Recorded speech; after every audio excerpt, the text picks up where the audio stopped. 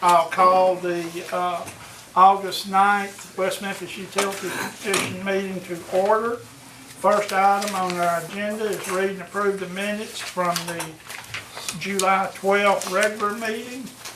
Think you all received them in your packet. I make a motion that we accept the minutes as presented. Have a motion by Ms. Marshall, second by Mr. Holmes. Any additions or deletions? All in favor? Aye. All opposed? Minutes are approved. Second item is approved negotiated bids for new meter shop building. The low bid come in, y'all got a tabulation sheet at 236,886, and we negotiated the price down to 197. I'd like to recommend that we accept that. From Frank A. Rogers. Frank A. Rogers, I'm sorry, yes. I'll make a motion that we accept the 197. Yes. Frank A. Rogers. Have a motion by Mr. Holmes, second by Mr. Beck. Any further discussion?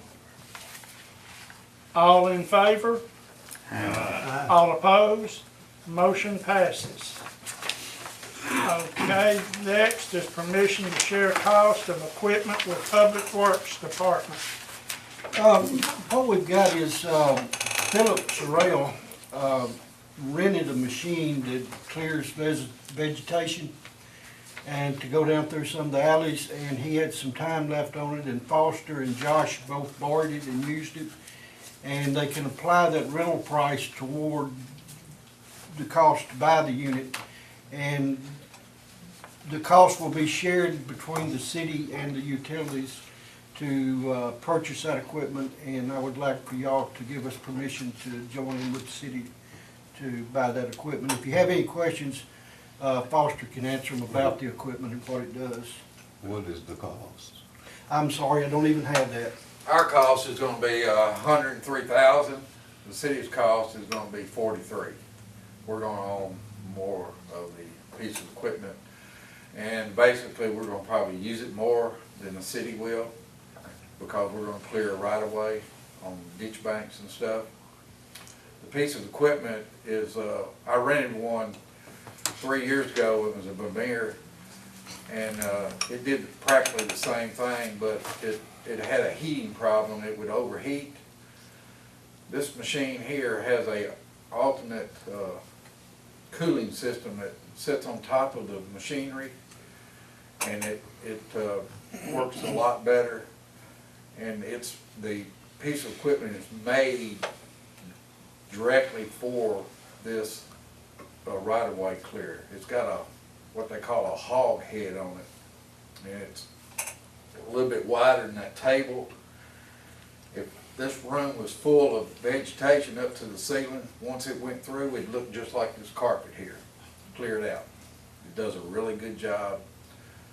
Most of the, if you bought a brand new one, this is a brand new one that they rented.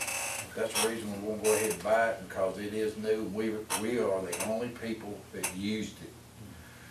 And we've got $16,000 in it already, and they're gonna apply that to the cost of it, take it off, and we got a warranty and everything with it. It does a really good job. Don't we have to bid that? Don't we have to bid it? City council has waived bids on it, but it's going through several readings, so I didn't call a special meeting to ask y'all about it. I figured we could do it now, and if I get y'all's approval, then we can move forward with it otherwise. Okay.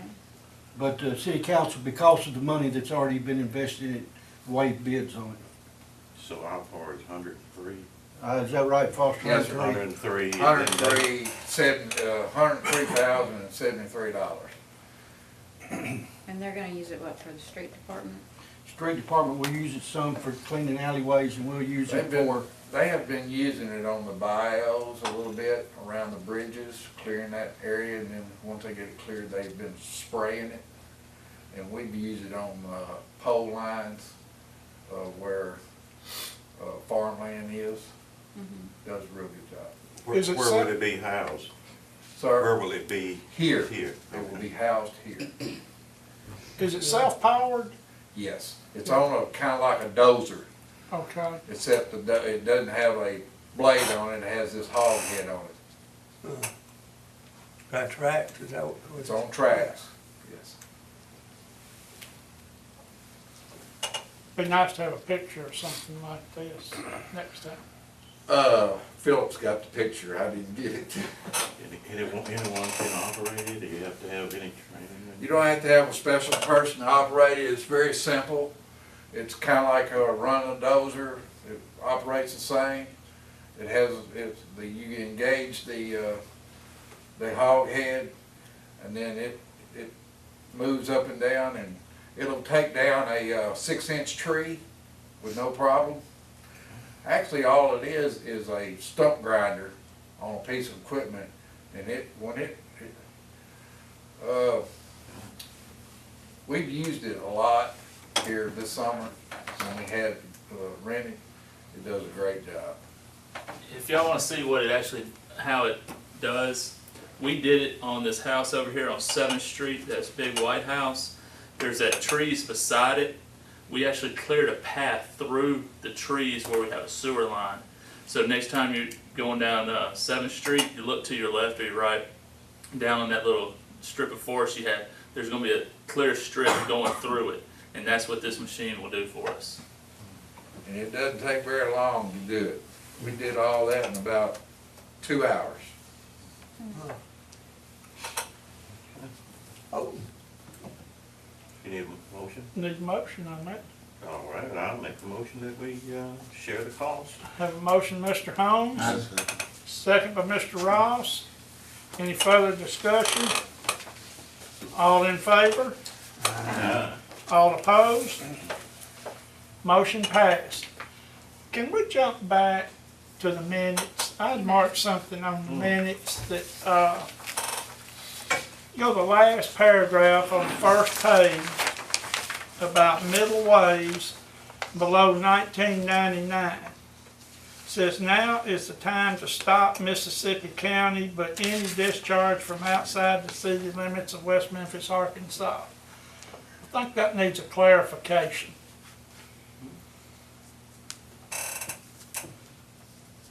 Doesn't it? Or am I just not? Yeah, it's not,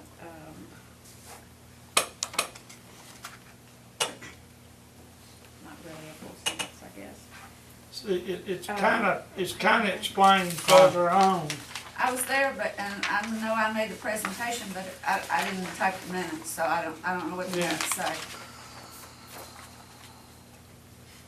It's referring to stop it taking Yeah. the legislature, but also Uh-huh. not from anything outside of the city. Right, Okay, and that's kinda explained, but that one line in there, to me, didn't seem It clear. doesn't seem like it goes far enough. Right. It seems like it stops It's just short. a phrase that, Now, it's time to stop taking, Leachate.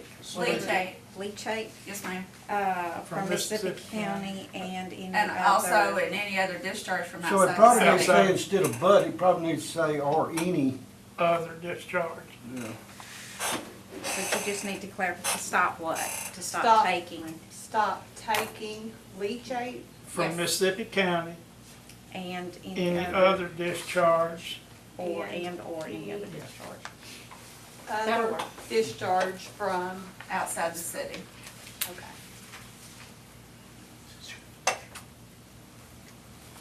okay, do I have a motion to amend the minutes? I make a motion to amend the minutes. Motion by Ms. Marshall, second by Mr. Holmes, all in favor? All opposed? Motion passes. I'm sorry I didn't pick that up, Oh, that's fine. I marked it and looked at it. who seconded that? T. Okay, fourth item on our agenda is approved new directives by HR Director Dwayne Douglas. We've had a lot of discussion in this group with clarification on our policies and not having enough teeth, and so Dwayne and I and some of the supervisors have gotten together and gone through and tried to come up with some directives to supplement the policy manual. And we've got approval from David Peoples that he's fine with what we're doing. And so I'll just turn it over to Dwayne to go through, and if y'all have any questions or discussions. Okay. You want me to just go through each policy? Each guideline? That would be their pleasure, whatever. Okay.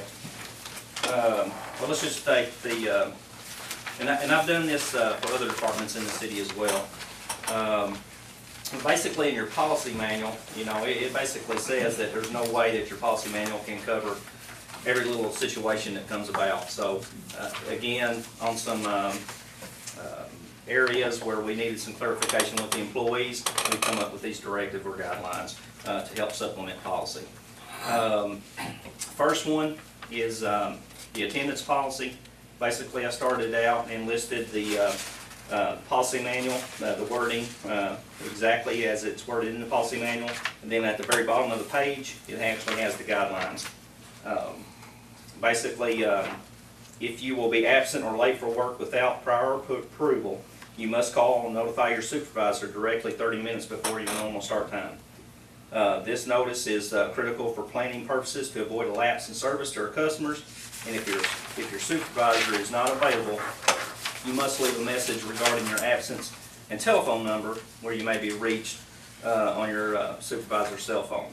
And they also want, also call the on-duty night watchman and leave your message and contact number.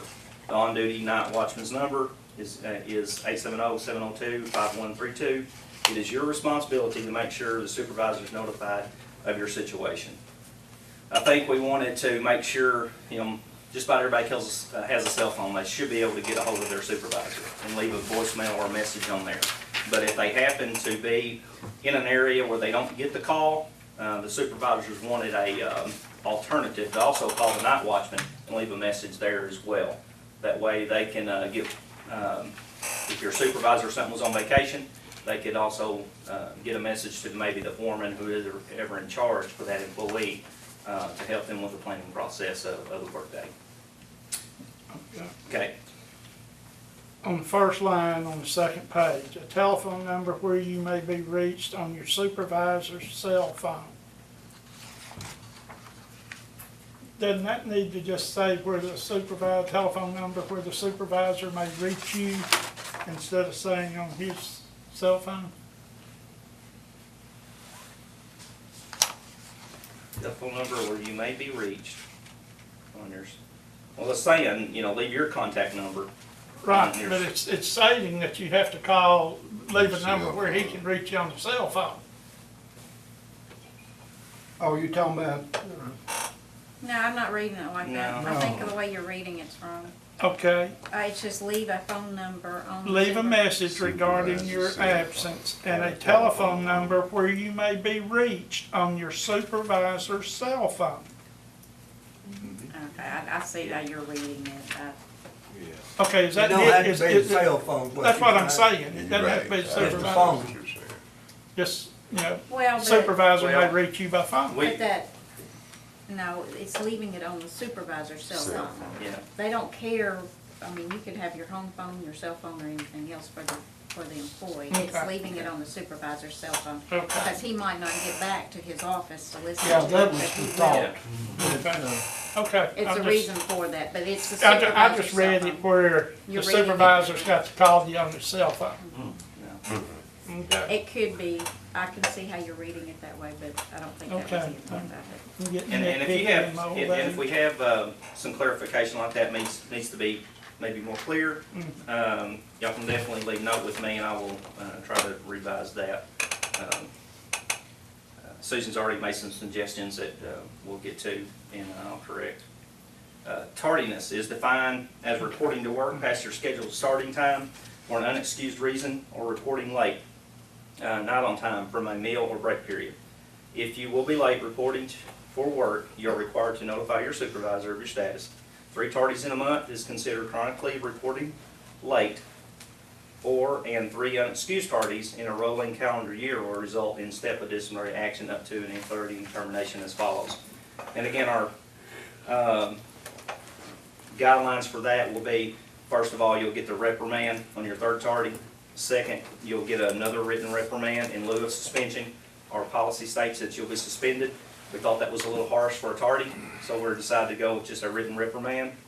And then your ninth tardy could result in termination. That basically gives you 9 tardies in a year, right? Yes.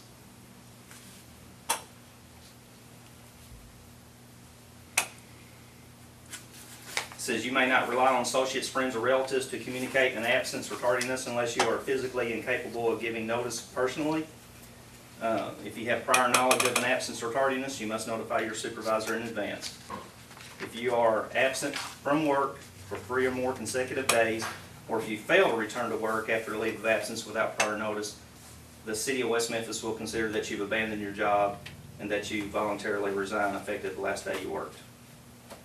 Any time missed that has not been approved or excused will result in an unexcused absence. Each unexcused absence will result in disciplinary action. So basically, if they haven't got proper approved sick time or vacation time or something like that, that if they miss, say they have no sick time or vacation time available, and they miss, that's going to be an unexcused absence. Okay?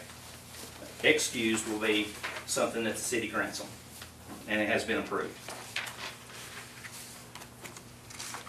So.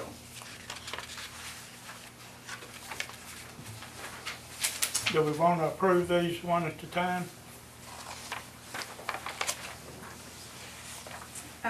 Do you want approval, or is this just notification? I guess you're wanting approval Just of you approve. directly. Well, I think the main thing that we're trying to accomplish Just let us is to know. make sure that y'all are comfortable with what we're doing. In case we bring somebody in and they're appealing the process, you're aware, and y'all are okay with what we're trying to do. That's the purpose, however it's done, it's just. Yeah, currently right now, the new practice that I put in place when it started was that if disciplinary action needs to be done, the supervisor comes through me to get approval. You know, they'll give me the facts and they'll give me the details.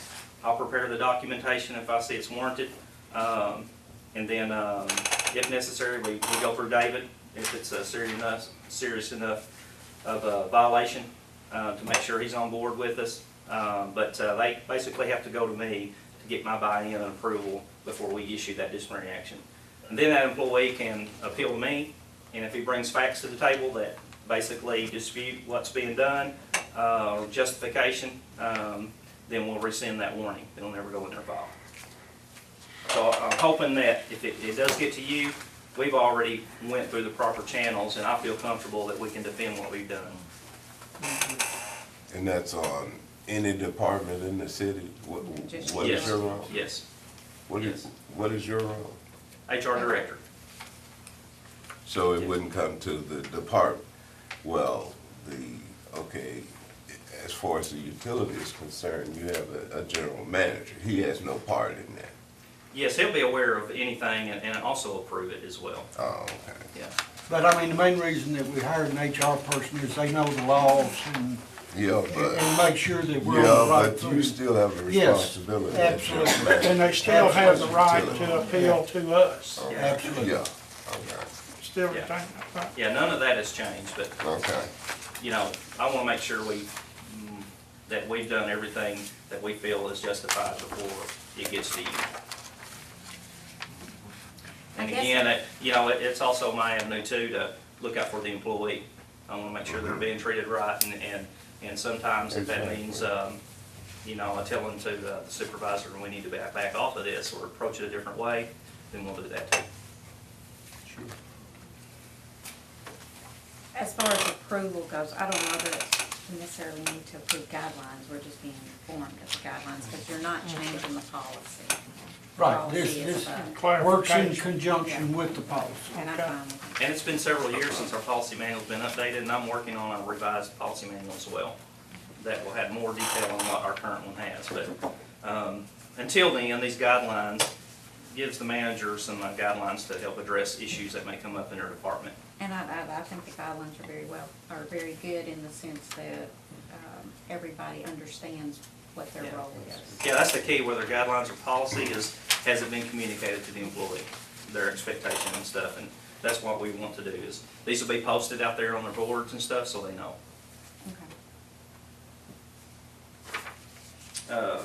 Okay, the next one is basically the sick leave guidelines. Again, right out of the policy manual, I'll start off with that. Then our department guidelines. As stated in the policy manual, the department head has discretion to decide when a doctor's certificate is required.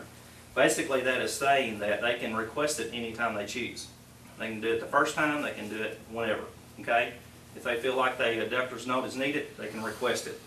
But we decided to define when that will be, okay? In a little more clarification. On the fourth sick leave occurrence without a doctor's certificate. For example, employees can have 3 occurrences where a doctor's certificate isn't required, but must bring one on the 4th occurrence. Basically, they're that point forward for the rest of the year, okay? So you get 3 times when you don't have to even bring a note. You have the stomach virus, you don't feel like going to the doctor, you can just use that. Calendar year, 12 months, rolling year? Yeah, from their anniversary date, because that's when sick time accrues. So in a 12-month period, but effective when they accrue their time. Okay, they'll also, the day before or after a scheduled vacation or holiday, they'll have to bring one then. If you're absent for 3 consecutive or more days, a pattern of absence occurs.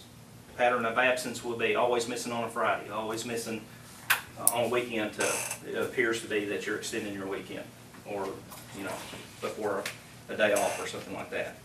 The reason for absence appears to have been misrepresented. So if the supervisor has some reason to believe that maybe somebody witnessed them out running around town playing golf or something like that, whatever, then a manager could have reason to require a doctor's note. Okay. If you know in advance you will be absent for health reasons, you must give your supervisor advance notice, including probable start date and duration of your absence. You may take sick time in hourly increments at the discretion of your supervisor. Also, according to the policy, the department head will have jurisdiction as to individual requests for sick time. It may be the department head's decision whether compensation will be allowed for time missed. Any time missed that has not been approved as excused will result in an unexcused absence. Each unexcused absence will result in disciplinary action up to and including termination. Again, that just comes back to if you don't have sick time or vacation time there to take and it's not been approved, then it will be unexcused. Seems like we had it in the past where we were just off on the hours and there was no penalty to the employee, and then we're getting basically days off without pay, which for some employees maybe that's fine, but this will be an unexcused absence going forward. Okay. The third one, do we need to pause on that or any questions? The third one was brought up, just cell phones are popular today, and we wanted to put some kind of guidelines in place. We actually had an issue where an employee was on city's time conducting personal business for himself because he had a side business on the side, and he was conducting his own business on a cell phone here when he should have been working. So this is kind of what prompted this one. Excessive personal calls and the use of wireless devices during working time can interfere with your productivity and be distracting to others. Therefore, you should limit such activity during work time to no more than absolutely necessary, such as an emergency. You should make personal phone calls on non-working time where possible. Flexibility will be provided in circumstances demanding immediate attention. The nature of some positions will not permit any personal telephone calls and the use of wireless devices, and your supervisor can use discretion and will notify you if you are such a position. We think that statement there leaves some discretion to the supervisor whether a cell phone should be permitted or not. We have some people that are foremen, they communicate with their supervisor or whatever, handling on-the-job issues, they may use that, and a cell phone is okay. But some positions we know in utilities that for safety reasons, they do not need their cell phone out while on the job. So the man or supervisor would have discretion to say, can't have your a phone on you during work time. Other positions may say, you know, a cell phone is needed or it's okay, and the supervisor has that discretion to make that decision. Personnel that need to use personal phones for company businesses during working or during business hours should get prior approval by the general manager before doing so. Employees who travel are permitted from using cell phones, whether for personal or business use, while operating a vehicle. This applies to both company vehicles and to personal vehicles during business travel. This prohibition includes handheld phones and applies to calls, texting, and other cell phone use. I think that's one of the suggestions Susan made, to clarify that a little bit more. We decide hands-free devices would be okay, Bluetooth and things like that. If you're traveling and are able to concentrate on the road and stuff and had a hands-free device, you could talk and have a conversation. But we need to clarify that a little bit more, I think, and I'll reword that.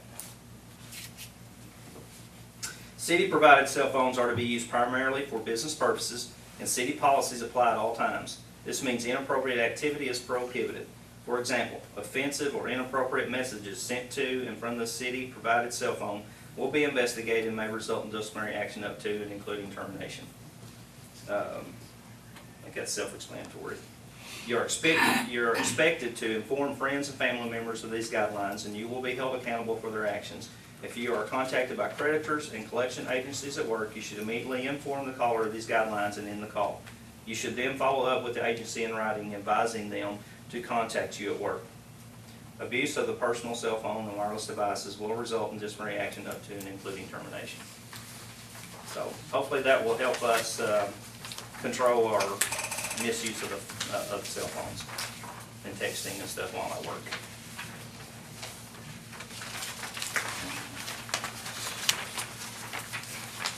I think that's a good policy. People abuse it all the time. Yep. Well, now, how would you want to handle if someone wanted to, I can tell you I've already had one employee that wants to challenge the personal cell phone. It's not part of the policy manual, so they feel like we're putting something on them that's inappropriate. And they would probably want to appeal to you. Back when the policy manual was written, probably, there were very few personal cell phones out I there. don't think there were any. I don't know. I don't think there were any cell phones at that That I time. have to have a policy for everything that I make them do, you know? So just because I don't have a policy doesn't mean I can't have this is the rules that we have adopted. You know, if y'all wanna make a policy, I'm sure we can write one up, but. Well, it will be in the new policy manual, It but, needs to be in your policy, yeah. I think so. But there's, yeah, and it will be. It will, okay. It will be in the new one, but our current policy manual says, basically to explain all personnel procedures in detail within this manual will create a voluminous text of impractical You can't do size. it. There's no way you can put everything into a policy manual, but a manager should have control of issues that come about. And again, the important thing is to communicate to the employee what the expectation is. And even though the old manual doesn't have anything about cell phones, it's appropriate for us to have a guideline to say, this is acceptable behavior or not. And this is what we're defining. But I'm afraid, I just want your support, if it ever gets to you, that hopefully we've done our due diligence and we feel good that the disciplinary action is warranted and it needs to be done. Again, I will also hold the manager accountable as well. So, and work on behalf of the employee. But if it gets to you, I think one of the worst things would be is for you not to support us, unless there's a legitimate reason. So I'm looking for your support to back us on this. And I with don't cell think phone, it's- I'm sorry. Well, I just don't think it's a personal right to have a cell phone. So. Right. Yeah. No. I'm not And we offended. have had, I know, one accident that probably was caused by no way you can prove that, but was probably caused by the person being on a cell phone. And there's a couple others that could have been. So, and as far as cell phones in the field, the guys working, I mean, you're supposed to be paying attention to even if you're not the guy in the ditch or the guy at the pole, you still should be watching and concentrating to make sure they stay safe. And so, phones in the field is where we really have some safety issues. And Yeah, you wouldn't want them to. Well, I think if it's a reason why we're doing it and not just a penalty, then I'm fine. But, you know, you've got breaks, you've got lunch, and that's when you make the phone You've up. got a choice whether you work for it or not. You know, whether it's in the policy or not, in the military, there was the Uniform Code of Military Justice, and I think it was Article 13, the last one, covers everything not covered in the above articles. So they can stick Well, anything you in know, there they what want their to. duties is. Oh, they're assigned to, that's right. You know, fire department has a separate guideline manual, of guidelines for their department. Police does as well. At some point, it might be good that we utilities, develop that manual as well, to supplement policy. They should never contradict each other. But, you know, in my HR experience, it's appropriate to have guidelines. As long as you communicate what's expected to the employees, that's what's fair. Okay, I thank you. noticed, I have one question. I noticed on here it's non-exempt employees, the two policies. How does it differ for exempt policies, or exempt employees? Again, that would be the, probably the department head's discretion. And that might be something we can look and make sure we clarify the wording correctly too. You know, Well, what- Well, it's just like, I mean, you know, I don't get paid overtime, I may work late, I may spend weekends working, so, you know, if I come in late, or if I, you know, that's where it As long comes as it's into not play. abused. Yeah, right, exactly. Where's that at? It's just on the title, Okay, I'm saying gotcha. it's for non-exempt versus exempt. I think most policies have Yeah. different standards for exempt and non-exempt. Yeah, on the attendance policy? Mhm. Yeah, I'd say that's, our, or exempt employees usually are treated a little differently. Any further questions? And you don't think we need to make an approval of these amendments? Just, I don't we're informed necessarily of them. departmental guidelines, I mean, we can if you want to, say this is good, there's a couple of wording. I think we ought to do I it, think it ought to be. that we acknowledge that we received them and Exactly. understand them. Acknowledge, I like that Okay. word. You make a We motion? ain't got to agree with everything. Yeah, that's right. Okay, I have a motion by Mr. Beck, I'll second and a second by Mr. Bruce. Any further discussion? All in favor? Aye. it. Okay. All opposed? Motion passes. Do y'all want to hear, I'm sure the person that's challenging this will want to visit with y'all, do you want to hear his plea? I think he's got a right to challenge it. Yeah. I mean, On the cell phone use? Yeah, well, I mean, is that the only one he has an issue with? He visited with, Well, basically- Wayne yesterday. Well, basically, his argument, For the- his argument is that you can't, this is not binding because it's not the policy manual. well, I think if he's been told of the directive though, Right. and we're backing up the directive, you can tell him our opinion, or he can watch it on TV, and then he can make the choice whether he wants to bring it back. Better watch the thing on TV, you know, how we gonna Right, do and then decide whether he wants to bring it to us or not, that he knows our feelings. You may have DirecTV now due to the procedures. Okay. We You have can never, provide we have a- never claimed to be the official record. So, we are Switzerland. Y'all can take that. Neutral. Okay, last month we received copies of our audit. We didn't have a chance to discuss it, and at this time I'll let Frank, and then if anybody had any questions, or if not, you can look at it and question next month if you want. And by the way, the, is on the website, all this year's audit and the previous year's audits on the website. And I will email you an updated version of our balance sheet that we've been working on. So, for your approval, that will be on a monthly basis also. But may I take a second to introduce Terry Kuhn, who is one of our assistant finance director that works for me upstairs, she handles all the utility business. All the department heads know her. But, I just wanted to bring her to introduce y'all to, she takes care of the utility, payables and bills and everything else and problems and issues that most of the time I can't handle. She takes care of it for me. Name again, please. Terry Kuhn. Hewing. I just want to say I read it, the audit looked fine. I did talk to the auditor, and she said the changes we've made in the office and personnel has helped tremendously on doing the audit, so. That's good. I thought it was good. And we got it out on time this year. We've been after them for several years because our bond requires it to be out by June 30th. We got it on June the 28th this year, so. Oh, well, So good. that, and it was on the website then, so, And our contract requires it too, yeah. with NRG. Well, yes, and we got everything, they've been working real hard on it, and, each year they've been, and you know, it's just like anything else, that once you get in the schedule, you have to revise the schedule. They've done it each year, and we did it, and they've been great to work with. Okay, anybody have anything else to come before us? Mr. Ross? Make a motion that the meeting be adjourned.